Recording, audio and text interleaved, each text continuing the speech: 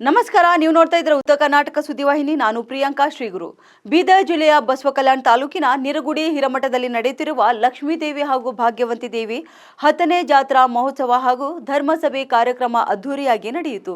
ಜಾತ್ರಾ ಮಹೋತ್ಸವದ ಉದ್ಘಾಟಕರಾಗಿ ಆಗಮಿಸಿದ ಹುಮ್ನಾಬಾದ್ ಶಾಸಕ ಸಿದ್ದು ಪಾಟೀಲ್ ಕುದುರೆ ಏರಿ ಜಾತ್ರಾ ಮಹೋತ್ಸವಕ್ಕೆ ಆಗಮಿಸಿದರು. ಬಳಿಕ ಕಾರ್ಯಕ್ರಮದಲ್ಲಿ ಮಾತನಾಡಿದ ಶಾಸಕ ಸಿದ್ದು ಪಾಟೀಲ್, ಸಮಾಜದಲ್ಲಿ ಮಠ ಮಂದಿರ ಇರುವುದರಿಂದಲೇ ಮಾನವೀಯ ಮೌಲ್ಯ ಉಳಿದುಕೊಂಡಿದೆ. ಇಲ್ಲದಿದ್ದರೆ ಸಮಾಜದಲ್ಲಿ ಹಿರಿಯರಿಗೆ ಗೌರವ ಸಿಗುತ್ತಿರಲಿಲ್ಲ. ಜೊತೆಗೆ ಮಠ ಮಂದಿರಗಳಿಂದಲೇ ಸಮಾಜದಲ್ಲಿ ನೆಮ್ಮದಿ ಕೂಡ ಕಾಣಲು ಸಾಧ್ಯ ಎಂದು ಹೇಳಿದ್ದಾರೆ. ಶಾಸಕ ಅಥವಾ ಜನಪ್ರತಿನಿಧಿಯಾಗಿ ಆಯ್ಕೆಯಾದ ಮೇಲೆ ಅಹಂ ಅಥವಾ ಘಮಂಡಿ ಬರಬಾರದು. ಒಂದು ವೇಳೆ ಅಹಂ ಬಂದರೆ ರಾವಣನ ಸಂಹಾರ ಆದಂತೆ ನಾವು ಕೂಡ ಸಂಹಾರ ಆಗುತ್ತೇವೆ. ಹಾಗಾಗಿ ನಾನು ಜನಸಾಮಾನ್ಯರಂತೆ ಇರುವಂತೆ ದೇವರಲ್ಲಿ ಯಾವಾಗಲೂ ಕೇಳಿಕೊಳ್ಳುತ್ತೇನೆ ಎಂದು ಸಿದ್ದು ಪಾಟೀಲ್ ಮಾತನಾಡಿ ಹೇಳಿದರು. ನಿರಂತರ ಸುದ್ದಿಗಾಗಿ ನೋಡ್ತಾ ಇರಿ ಉತ್ತರ ಕರ್ನಾಟಕ ಸುದ್ದಿವಾಹಿನಿ. ಇವತ್ತು ನಾವು ಎಲ್ಲಾ ದೇವಸ್ಥಾನಗಳು ಇಂಥ ಮಠ ಮಂದಿರಗಳು ಇವತ್ತು ಜೀರ್ಣವರು ಉದ್ಧಾರ ಆಗಿನಂತ ನಾವು ಇವತ್ತು ಮಾನವಕೂಲಕ್ಕಾಗಿ ಬಾಳಕ್ಕ ಆಗ್ತಾ ಇದೆ. ಇವತ್ತು ನಾವು ನೋಡ್ಬೋದು, ಬಹಳಷ್ಟು ಕಡೆ ನಾವು ಹೋದಾಗ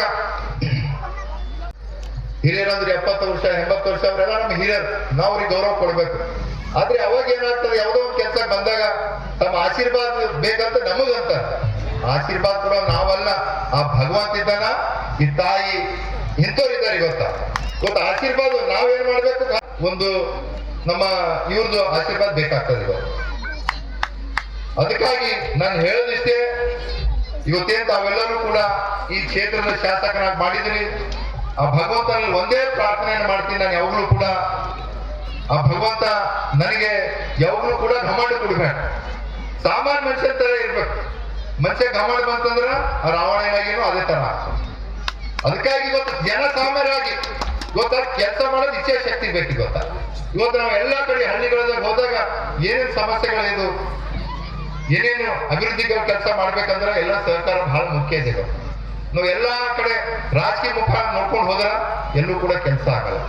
ಅದರಂತೆ ಇವತ್ತು ನಾನು ಕೂಡ ಒಂದು ಜನಸಾಮಾನ್ಯನಾಗಿ ಇವತ್ತು ಇಡೀ ನಮ್ಮ ಕ್ಷೇತ್ರದಲ್ಲಿ ಅಭಿವೃದ್ಧಿ ಕೆಲಸಗಳು ಕೂಡ ಆಗ್ತಾ ಇದೆ. ಅದರಂತೆ ಇವತ್ತು ನಮ್ಮ ನಿರಗುಡಿ ಗ್ರಾಮದಲ್ಲಿ ಕೂಡ ಅನೇಕ ಇವತ್ತು CC ರೋಡ್ ಇರ್ಬೋದು, ಸಮುದಾಯ ಭವನಗಳು ಇರ್ಬೋದು, ಅನೇಕ ಕೆಲಸಗಳನ್ನು ಕೂಡ ಮಾಡ್ತಾ ಇದ್ದೇವೆ. ಇವತ್ತು ನಮ್ಮ ರೈತರಿಗಾಗಿ ಏನ್ ನಿರಗುಡಿ ಎರಡಿಗೆ